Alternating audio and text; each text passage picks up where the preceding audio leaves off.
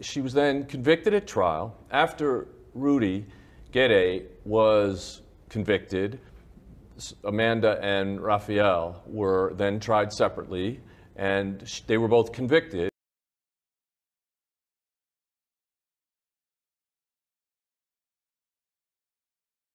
of being somehow involved in this murder. And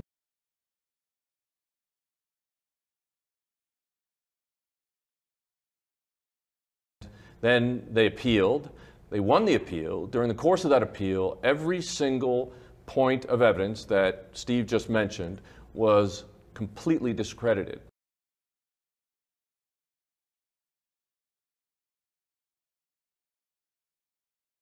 That they, either when the prosecution turned over the actual data behind the DNA analysis, when they actually turned over the data behind the blood analysis, when they actually turned over the images that they used to say that these were Amanda's footprints and not Rudy's footprints, when they turned over that evidence, the independent experts that looked at it said, no, you're wrong. That isn't a partial female footprint here. That's another footprint, partial footprint of Rudy Gede, and it matches exactly his footprint.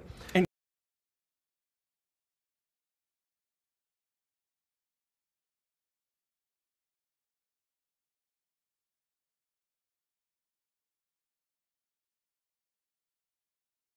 Can I just put there's a very important point here that I want to put across.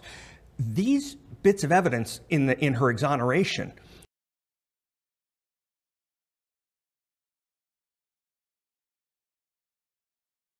were not thrown out on technicalities.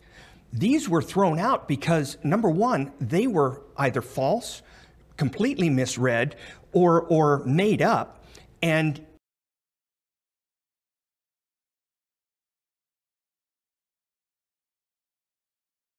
it proved that none of these had anything to do with the crime, and the judge in that case didn't call her not guilty. In Italy, there are two types of verdicts. There's a not guilty and there's an innocent. Rarely do you hear anybody called innocent. He called them both innocent, saying that the evidence proved their innocence. Not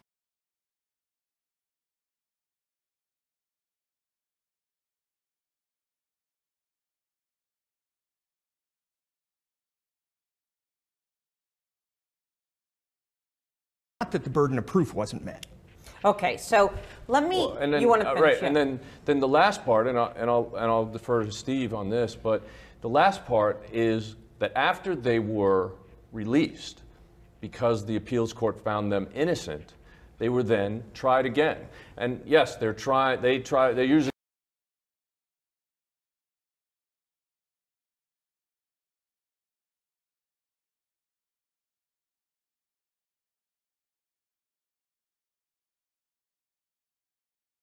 semantics to say they weren't really tried again. But the Supreme Court looked at the case again, and what they said was basically, we're vacating the appeal that they won, and then we want to send them back for a new appeal. Again, that would be another trial, yet another trial.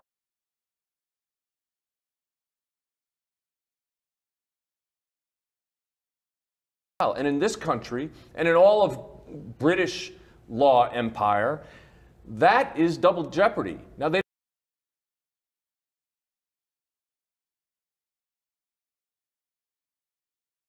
don't look at it that way in Italy, but in fact, those are the facts and circumstances that in this country would mean double jeopardy, which means it cannot happen. It's not legitimate. It would be illegal to do.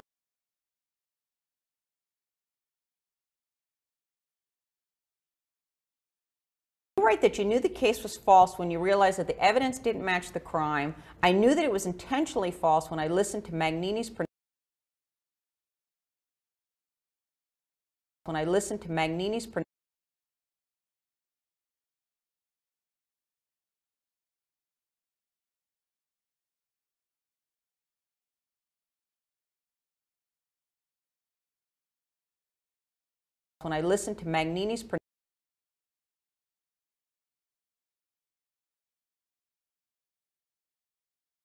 when I listened to Magnini's pronouncements after Rafael Solicito and Amanda Knox were arrested. What are you referring to there? That was one of those 5 pieces that I was talking about with my wife. The bleach cleanup and the receipt.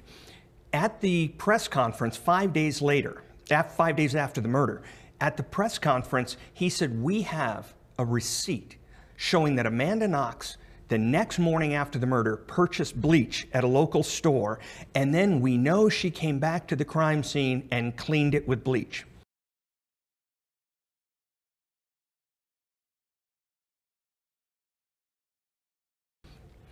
That sounds awful. Damning. Sounds very damning. And you know what, I'm saying, great, this will prove it for my wife. And I went in there and somebody showed me the video of the crime scene. I've been to a lot of crime scenes. I know what a cleaned crime scene looks like.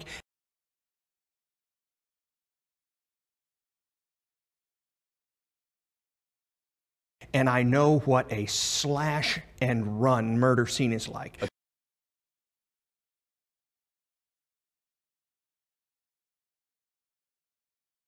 Disorganized crime scene. Disorganized crime scene.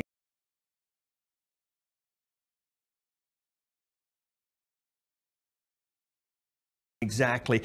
There was blood spattered on the wall. It was splashed everywhere. It looked like a slaughterhouse. I'm sorry, not a